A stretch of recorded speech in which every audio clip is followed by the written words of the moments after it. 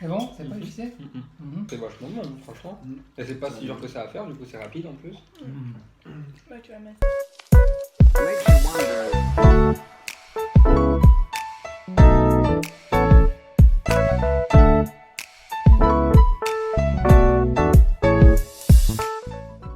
Salut Agnan! Merci pour cliquer ma vidéo. Aujourd'hui, on se trouve dans une nouvelle vidéo du repas coréen. Je sais qu'il y a pas mal de restos coréens en France, mais je ne peux pas y aller manger. Pourquoi? Parce que c'est trop cher pour moi qui est toujours un étudiant. Donc, du coup, comment je mange, comment je cuisine le repas coréen, et c'est facile à faire. En plus, mon concept du repas coréen, c'est que je pourrais acheter des produits pas chers et que je pourrais cuisiner très facilement. Donc, si tu t'intéresses à ça, regarde la vidéo jusqu'à la fin. Merci. Donc, le premier repas, c'est bibimbap que j'ai mangé dans une première vidéo.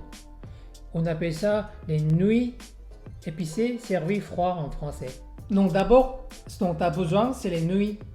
C'est les nouilles de blé semaine. Et comme tu vois la couleur, la blanche, et ça m'a coûté 1,50 € par un paquet.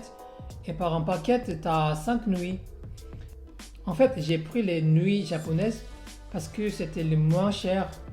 Et c'est pas très important si ça vient du Japon ou Corée.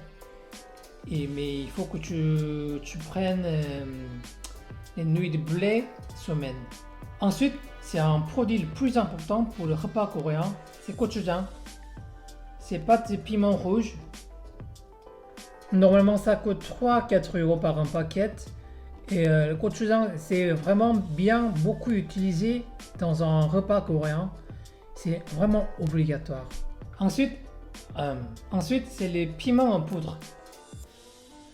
Mais c'est pas obligatoire de mettre ça. Mais si vraiment tu aimes bien des choses, ce qui est très piment ou épicé, vaut mieux que tu mettes ça parce que ça va être meilleur. Ensuite, c'est la sauce soja. Et sauce soja aussi, c'est très important pour le repas coréen.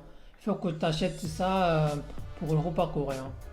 Mais fais attention, il y a pas mal de sauce soja d'origine différente, japonais, chinois, mais il faut que vraiment tu prennes la sauce soja coréenne parce que c'est le meilleur et c'est pas ni très sale ni sucre. Donc il faut que tu prennes la sauce soja comme ça. Après aussi, ce qui est très important, c'est l'huile de sésame pour le repas coréen. Mais normalement, tu peux trouver l'huile de sésame chinois et coréen. Mais normalement, l'huile de sésame chinois, c'est le moins cher. Et la qualité est aussi bonne.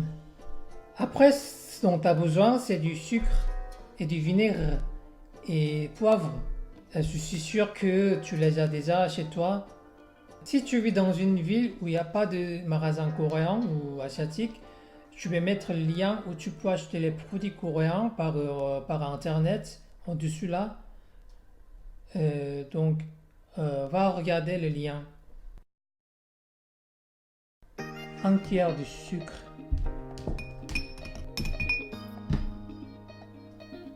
Un cuillère de vinaigre.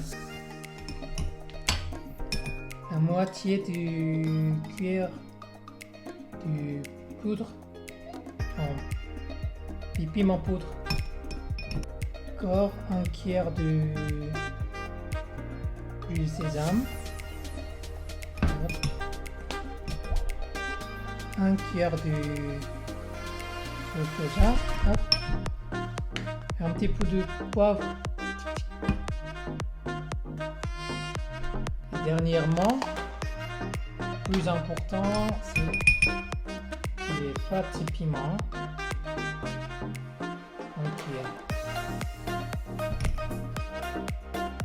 C'est presque fini.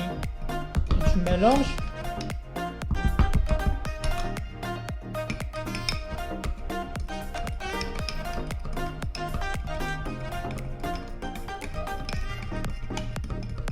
Ça sent très bon. Je vais faire cuire les nouilles pendant 5-6 minutes.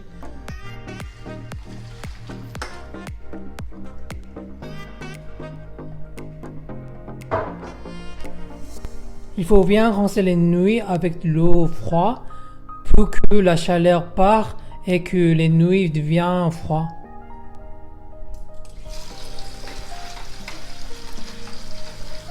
Et mélange bien. Une fois que tout est prêt, tu mets les nouilles dans un bol comme ça. Et aussi j'ai préparé l'œuf dur pour protéines pour moi. Hop. Et après, tu mets la sauce que tu as préparée tout à l'heure.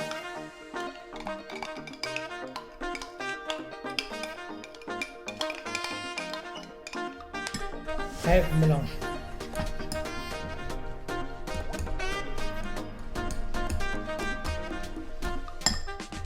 Vraiment, ça sent très très bon.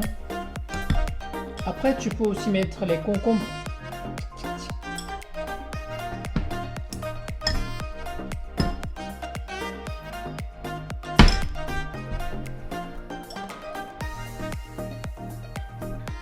Bon appétit.